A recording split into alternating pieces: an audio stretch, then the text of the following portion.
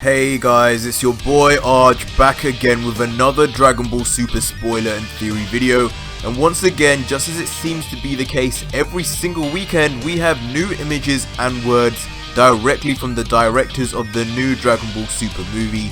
And the latest images surround themselves with Planet Vegeta. And no, not the fake one seen back in the original movies, but the real deal Planet Vegeta, where we are going to see Bardock, Gene, and of course, King Vegeta. As always, leave your comments down below about what you think of Planet Vegeta's new revamped look and the possibility of seeing all these classic Saiyans back in action once again, as I will be replying. But before we begin, you should know by now guys, the winner of the Nintendo Switch giveaway is now up on Twitter, and you don't need an account to go see it, just click on the link in the pinned comment and look if you won. Stay tuned though, as a new giveaway will be up and running soon. But moving on, let's just take a look at these new images and translations courtesy of Herms. So there's actually first an image of Bulma's holiday home, which if you remember was actually mentioned in last week's images and interview notes, where one of the art directors, Sue, actually was super personally interested in designing and adding lots of detail to Bulma's vacation house in particular, which is a big new Earth location. So much so he actually saved it to be the last location that he designed, and director Nagamine even supplied personal pictures from his own holiday to the Italian town of Amalfi to be used as reference material for the location when designing it, with round capsule corporation style buildings and an inlet bay, and indeed loads of the buildings here actually share a signature capsule corporation look, which you would expect because this girl is making money. Now continuing on from this and onto the next images, it's actually worth noting the art directors also said that they focused on giving the landscapes an unprecedented sense of reality this time round, which they hoped would make Toriyama say wow, and that goes a long way to explain this frankly new beautiful look of Planet Vegeta here. Now what's key to notice here is firstly how similar this actually looks to the recreation that Paragus made for new Vegeta in the first Broly movie. This leads many people to actually believe that in the new movie, Paragus would once again rebuild Planet Vegeta and entice Vegeta to return in some degree, but obviously that has now been finally confirmed to be not the case, and this is the real Planet Vegeta which we're going to be seeing in flashbacks, just as we saw from the trailer in these scenes, where in this scene in particular where we see Bardock say goodbye to a Goku who is 3 years old, who is in a space pod and about to be sent to Earth, which Gine had programmed herself. Of course, all from the canon DB- manga, and if you haven't seen or heard anything about that, I've got videos up on that, so go check them out.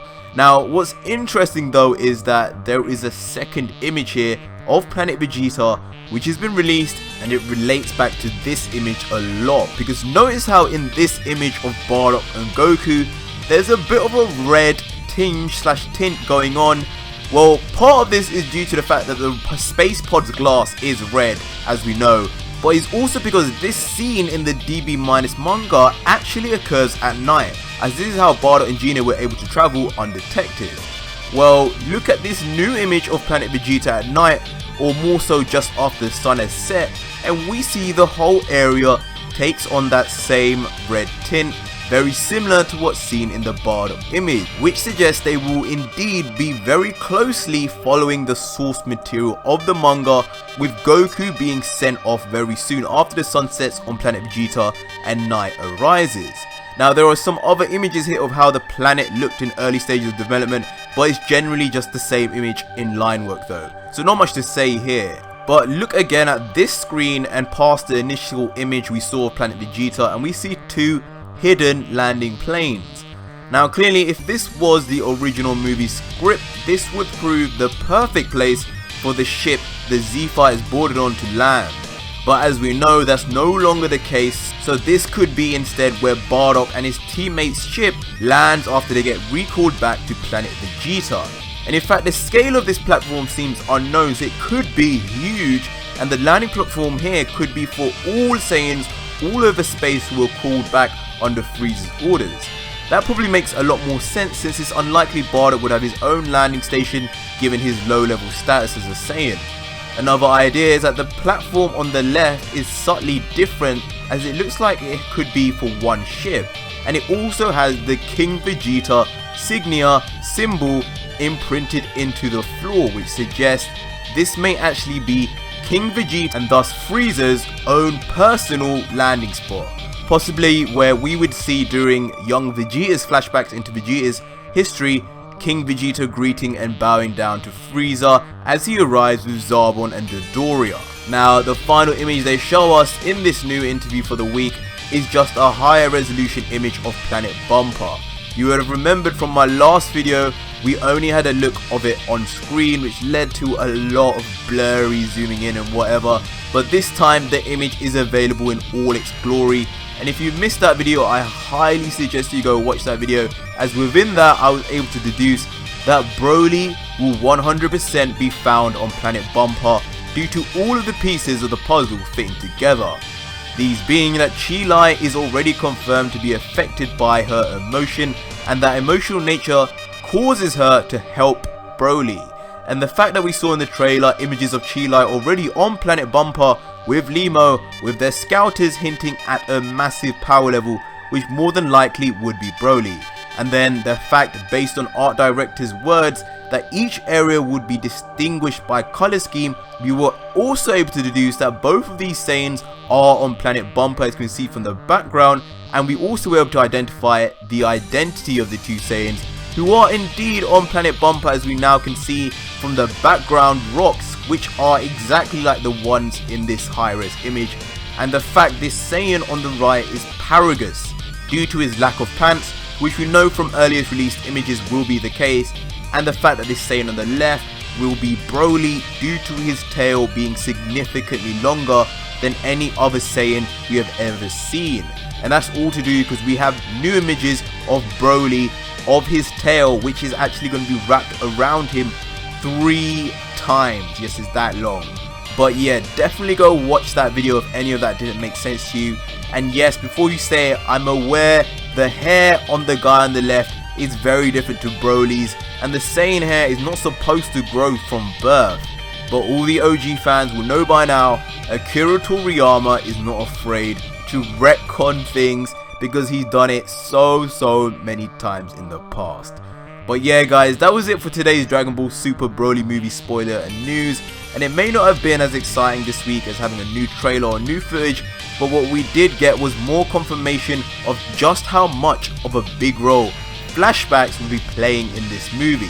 And I for one am excited to see both Bardock and King Vegeta back on our screens with Shintani's new art style and designs. But do let me know down below in the comments what you think of all of this. King Vegeta hype or not, let me know down below as I will be replying. But also make sure to smash that subscribe button to be involved in all our future giveaways, which will be coming up very soon. Until the next video guys, cheers. PS, in case you missed that last video on Broly and Planet Bumper, here's a quick preview of what happened last episode on our channel, with the link to it appearing in the last 20 seconds, so make sure to click through to that. Enjoy. But it doesn't end there. Now remember what I said about color schemes and how the art directors said each planet will be distinctly different? Well, remember this scene.